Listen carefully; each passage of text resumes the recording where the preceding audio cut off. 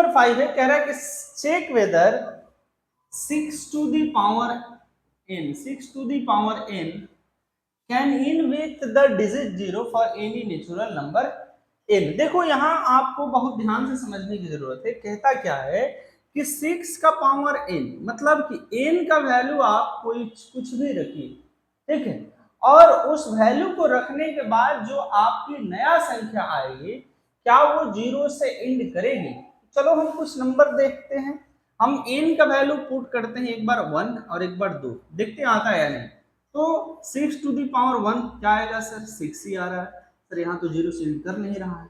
अगर हम वही 6 का पावर 2 रख लें तो 6 का पावर 6 6 जा 36, यहाँ तो ये यूनिट प्लेस पर क्या आ रहा है, 0 आ रहा है, ठीक है, तो नहीं आ रहा है सर।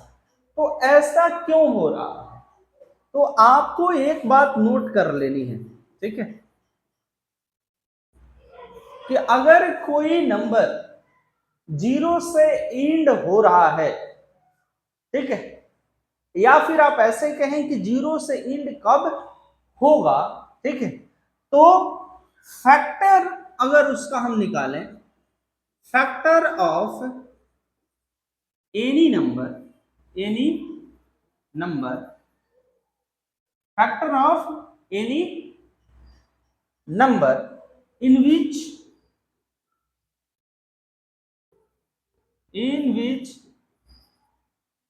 2 and 5 must came,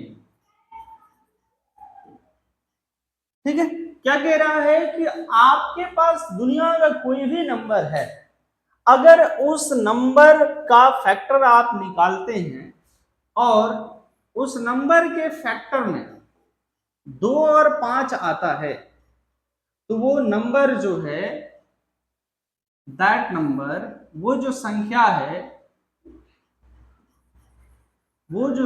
है that number definitely ends with 0,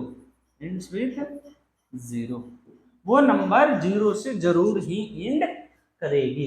तो क्या यहां जो कह रहा है 6 to the power n, क्या n का वैल्यू कुछ रखने पर ये एंड करेगा 0 से, तो नो, यहाँ इसका जवाब है नहीं। ये नहीं संभव है कि आप 6 का पावर कुछ भी रखने से, पावर से मतलब नहीं, जो मूल संख्या है अगर उसका फैक्टर निकालते हैं और उसके फैक्टर में 2 और 5 यदि आता है तो ही जो है वो संख्या 0 से एंड करेगी। ये आपका आंसर होता है।